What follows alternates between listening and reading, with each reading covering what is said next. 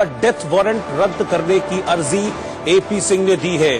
दोषी पवन के वकील हैं एपी सिंह, जिन्होंने ये याचिका दी है कि उनके मुवक्किल और जो चारों दोषी हैं उनका डेथ वारंट रद्द कर दिया जाए। उसके पीछे हवाला ये दिया गया है कि पवन की दया याचिका पर फैसला आना पेंडिंग है और जब तक ये दया याचिका पर राष्ट्रपति फैसला नहीं दे देते तब तक इस डेथ वारंट को रद्द किया जाए। आपको बता दें कि कल यानी कि 3 मार्च की तारीख को मुकर्रर किया गया है और 3 मार्च सुबह 6 बजे इन चारों दोषियों को फांसी दी जानी है, लेकिन उससे पहले एक बार फिर से पैंतरा चलते हुए दया याचिका लगाई और अब उसी दया याचिका का हवाला देकर डेथ वारंट को रद्द करने की मांग करने वाली याचिका पटियाला हाउस कोर्ट में दायर की गई है। पटियाला हाउस कोर्ट से डेथ वारंट रद्द होने के बाद निर्भया की मां का जो याचिका लगाई गई है डेथ वारंट रद्द करने की, उस पर निर्भया की मां का क्या रिएक्शन है वो आपको सुना। देखिए, हमें अपने न्याय व्यवस्था पर शुरू से भी भरोसा था, आज भी है। हाँ, बीच में कई ऐसे सिचुएशन आए, हम परेशान हो गए, डगमगाए, लेकिन हमारी विश्वास न तब खत्म थी न आज खत्म है और फाइनली कल उनको फांसी हो। निर्भया केस में दोषियों के वकील एपी सिंह को पटियाला हाउस कोर्ट ने कड़ी फटकार लगाई है। वहीं कोर्ट ने डेथ वारंट रद्द करने का फैसला भी रद्द कर दिया है। एपी सिंह से इंडिया न्यूज ने एक्सक्लूसिव बातचीत की। अगला मूव क्या है आपका?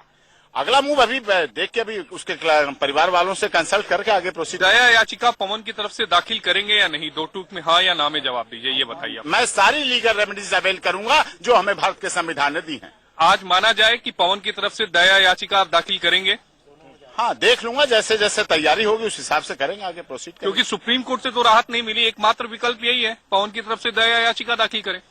हाँ, अभी और भी आना है। अक्षय की मर्सी पिटीशन पेंडिंग है राष्ट्रपति महोदय के यहाँ, उसका डिसीजन होना है। वो सब चीजें, कई चीजें, इलेक्शन कमीशन ऑफ इंडिया में हमारी पिटीशन पेंडिंग है। 5 मार्च के लिए यहाँ सुप्रीम कोर्ट में मुकेश एंड अदर्स पेंडिंग है। 77/17 दिल्ली हाई कोर्ट में पेंडिंग है।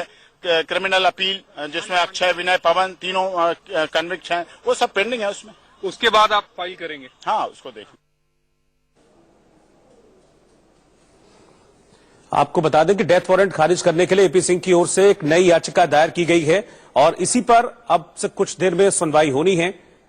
लगातार इस तरह से पैंतरेबाजी की जाती रही है। अभी हमने देखा था कि लास्ट एक बार फिर से दया याचिका को लगाया गया था और इसी दया याचिका का हवाला दिया जा रहा है कि जब तक दया याचिका पर फैसला नहीं आ जाए तब तक के लिए डेथ वारंट को रद्द कर दिया जाए। यानी कि कोशिश एक बार फिर से यही है कि कल जो फांसी की तारीख मुकर्रर की गई यानी कि 3 मार्च सुबह 6 बजे, एक बार फिर से उसको टालने की कोशिश हो रही है।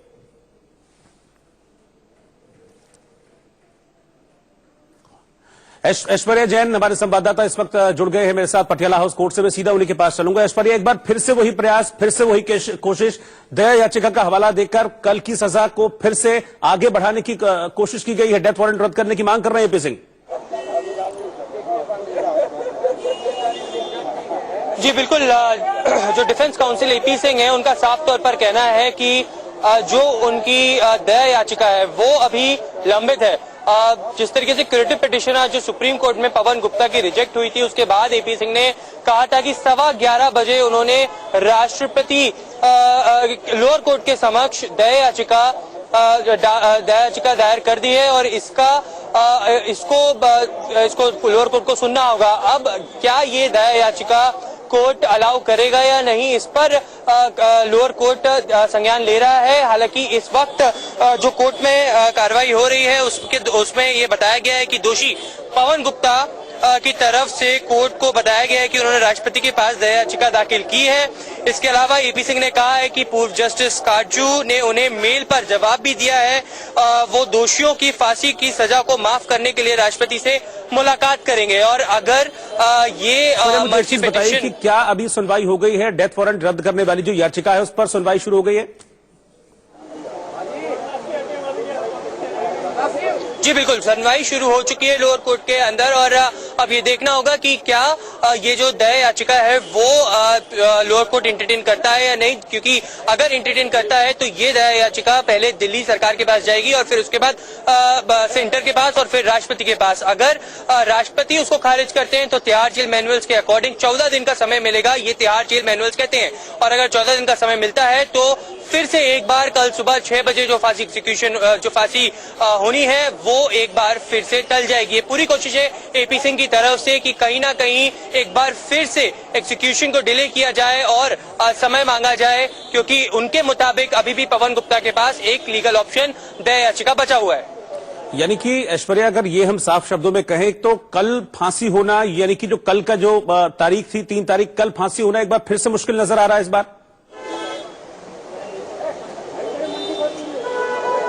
जी बिल्कुल, देखना होगा कि लोअर कोर्ट इस पर क्या संज्ञान लेता है। इस वक्त सुनवाई चल रही है। अगर लोअर कोर्ट ये मर्सी पिटीशन को एक्सेप्ट कर लेती है, क्योंकि एपी सिंह का कहना है क्योंकि रूल्स के मुताबिक 12 बजे से पहले ही आपको एक दिन 24 घंटे पहले, जिस दिन एग्जीक्यूशन होना है उसके 24 घंटे पहले 12 बजे से पहले आपको दया याचिका दायर करनी होती है। और एपी सिंह का कहना है कि उन्होंने 11:15 बजे, जैसे ही सुप्रीम कोर्ट में पवन गुप्ता की क्यूरेटिव पिटीशन रिजेक्ट हुई थी, उसके बाद 11:15 बजे उन्होंने दया याचिका दायर कर दी थी। और उसके मुताबिक अगर ये एंटरटेन करती है लोअर कोर्ट तो उनको एक बार फिर से मर्सी पिटीशन के लिए समय मिलेगा। और कुल मिला के फिर अगर राष्ट्रपति के पास जाती है बात तो उसके बाद रिजेक्शन के बाद 14 दिन का और समय मिलेगा। कह सकते हैं कि एक हर्डल अभी भी है और 14 दिन का समय जो है वो और मिल सकता है। कल सुबह 6 बजे फांसी में कहीं ना कहीं अभी भी रुकावट आ सकती है। कुछ देर में ही ये फैसला लोअर कोर्ट सुना देगी और स्पष्ट हो जाएगा कि क्या सुबह 6 बजे इन चारों दोषियों को फांसी होती है या फिर अभी इस फांसी में और भी वक्त बचेगा। ऐश्वर्या, आपकी क्या एपी सिंह से बात हो पाई वहां पर? उनका क्या कहना है इस याचिका को लेकर? वो बार बार लगातार इस तरह से कानूनी पैंतरों का इस्तेमाल करके जो अपने मुवक्किल है उनको बचाने की कोशिश कर रहे हैं। बहुत वक्त पहले दोषी करार वो दिए जा चुके हैं, लेकिन उसके बावजूद भी कानूनी पैंतरेबाजी का पूरा सहारा ले रहे हैं वो।